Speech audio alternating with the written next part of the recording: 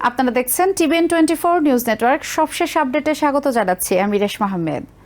America ও ইসরায়েলের যৌথ বিমান হামলায় নিহত হওয়ার 4 মাস পর শুরু হয়েছে ইরানের সর্বোচ্চ নেতা আয়াতুল্লাহ আলী খামেনির রাষ্ট্রীয় জানাজা ও দাফন কর্মসূচি।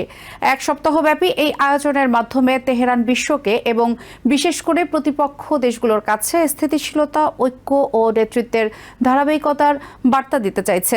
শুক্রবার রাজধানী তেহরানের গ্র্যান্ড মোসাল্লায় শুরু হওয়া শোকানুষ্ঠানে ইরানের শীর্ষ রাজনৈতিক ও সামরিক কর্মকর্তাদের পাশাপাশি বিভিন্ন দেশের প্রতিনিধি, ধর্মীয় নেতা এবং ইরানপন্থী মিলিশিয়া সংগঠনের সদস্যরা অংশ নেন। রাষ্ট্রীয় সংবাদ মাধ্যমে প্রকাশিত ছবিতে দেখা যায় তারা খামেনির কফিনের সামনে নীরবে শ্রদ্ধা জানান। কেউ দোয়া করেন, আবার কেউ আবেগাপ্লুত হয়ে কেঁদে ফেলেন।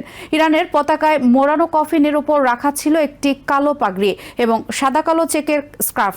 কালো পাগড়ি দিয়ে বোঝানো হয়েছে তিনি মহানবী হযরত মুহাম্মদের বংশধর ছিলেন, আর ওই স্কার্ফটি ইরানের বাসিজ বাহিনীর প্রতীক হিসেবেও পরিচিত।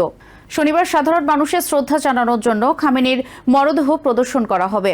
এরপর সোমবার তেহরানে বিশাল শোক মিছিল অনুষ্ঠিত হবে। পরে তার মরদেহ ইরাকের কয়েকটি পবিত্র শিয়া শহরে নেওয়া হবে। সবশেষে তাকে ইরানের নিজ শহর মাশহাদে দাফন করা হবে। শুক্রবার সকাল থেকেই তেহরান জুড়ে শোকের আবহ ছড়িয়ে পড়ে। সড়ক, সেতু ও সরকারি ভবনে কালো ব্যানার টানানো হয়। বিভিন্ন বিলবোর্ডে খামেনির বড় বড় প্রতিকৃতি প্রদর্শন করা হয়। কোথাও তাকে এককভাবে দেখানো হয়, আবার কোথাও তার ছেলে ও বর্তমান সর্বোচ্চ নেতা আয়াতুল্লাহ মোস্তফা খামেনির সঙ্গে একই ফ্রেমে তুলে ধরা হয়েছে। বিশ্লেষকদের মতে এর মাধ্যমে এক যুগের সমাপ্তি এবং নতুন নেতৃত্বের সূচনার প্রতীকী বার্তা দেওয়ার চেষ্টা করছে তেহরান। তবে ইরানের সব নাগরিক এই আয়োজনকে একইভাবে দেখছেন না।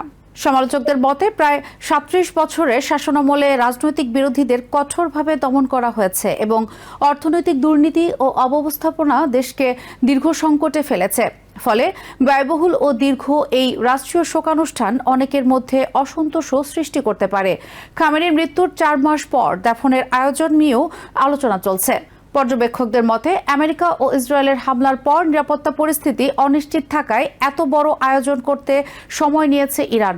মার্চ মাসে সর্বোচ্চ নেতা নির্বাচিত হওয়ার পর থেকে মোস্তফা খামেনিকে জনসমক্ষে খুব কমই দেখা গেছে।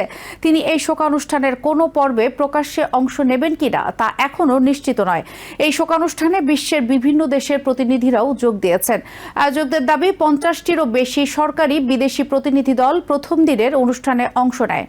রাশিয়ার সাবেক প্রেসিডেন্ট ও দেশটির নিরাপত্তা পরিষদের ডেপুটি চেয়ারম্যান দিমিত্রি মেদভেদেভ অনুষ্ঠানে অংশ নেওয়ার কথা রয়েছে। ইউক্রেন যুদ্ধের সময় রাশিয়াকে ড্রোন সরবরাহ এবং সাম্প্রতিক সংঘাতে ইরানকে রাজনৈতিক সমর্থন দেওয়ার কারণে দুই দেশের সম্পর্ক আরও ঘনিষ্ঠ হয়েছে। চায়নার পক্ষ থেকে দেশটির জাতীয় আইনসভার ভাইস চেয়ারম্যান হে ওয়াইকে পাঠানো হয়েছে। সাম্প্রতিক বছরগুলোতে ইরানের সবচেয়ে বড় তেল ক্রেতা এবং গুরুত্বপূর্ণ অর্থনৈতিক অংশীদার হিসেবে চায়নার ভূমিকা আরও শক্তিশালী হয়েছে। এছাড়া পাকিস্তান সহ বিভিন্ন দেশের শিয়া সম্প্রদায়ের নেতারাও অনুষ্ঠানে উপস্থিত ছিলেন। ইরান আগামী কয়েকদিনের কর্মসূচির মাধ্যমে খামেনিকে শুধু রাজনৈতিক নেতা নয় বরং বিশ্বজুড়ে শিয়াদের আধ্যাত্মিক নেতা হিসেবেও তুলে ধরতে চায়।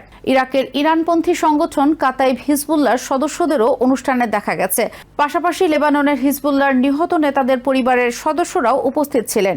ইরাকের প্রেসিডেন্ট নিজার আহমেদি এবং পার্লামেন্টের স্পিকার হাইবাত আল হালবুসিও শ্রদ্ধা নিবেদন করেন। অনুষ্ঠানে এমন কয়েকজনও নেতাও অংশ নিয়েছেন যাদের মধ্যে পারস্পরিক বিরোধ বা সংঘাত রয়েছে। আফগানিস্তানের তালেবান সরকারের জ্যেষ্ঠ নেতা মোল্লা আব্দুল গনি বারাদার এবং পররাষ্ট্রমন্ত্রী আমির খান মুত্তাকি অনুষ্ঠানে যোগ দেওয়ার কথা রয়েছে। একই অনুষ্ঠানে তালেবান বিরোধী নেতা আহমেদ মাসুদকেও শ্রদ্ধা জানাতে দেখা গেছে। পাকিস্তানের প্রধানমন্ত্রী শাহবাজ শরীফ এবং দেশটির সেনাপ্রধান ফিল্ড মার্শাল সৈয়দ অসীম মুনিরেরও অংশ নেওয়ার কথা রয়েছে।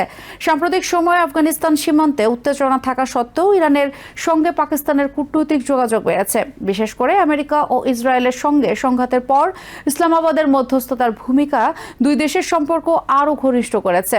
শোকানুষ্ঠান ঘিরে তেহরানে কঠোর নিরাপত্তা ব্যবস্থা নেওয়া হয়েছে। নগরীর বিভিন্ন গুরুত্বপূর্ণ সড়কে যান চলাচল বিধিনিষেধ আরোপ করা হয়েছে এবং অতিরিক্ত পুলিশ মোতায়েন করা হয়েছে। শহরের কেন্দ্রস্থলে অনেক দোকানপাট বন্ধ রাখা হয়েছে। কর্তৃপক্ষের দাবি ইসলামী প্রজাতন্ত্রের ইতিহাসে এটি সবচেয়ে বড় জনসমাগমগুলোর একটি হতে পারে। অংশগ্রহণকারীদের জন্য রাজধানীর বিভিন্ন স্থানে স্বেচ্ছাসেবকরা খাবার ও পানীয় সরবরাহের প্রস্তুতি নিয়েছেন। একজন স্বেচ্ছাসেবক জানান শুধু তাদের একটি কেন্দ্র থেকেই প্রায় 3 লাখ পানির বোতল এবং বিপুল পরিমাণ খাবার বিতরণের প্রস্তুতি নেওয়া হয়েছে। তার ভাষায় প্রিয় নেতাকে শেষ শ্রদ্ধা জানাতেই তারা এই উদ্যোগ নিয়েছেন। নিউ ইয়র্ক থেকে সম্প্রচারিত TVN 24 টেলিভিশন বিশ্বজুড়ে বাঙালির কণ্ঠস্বর।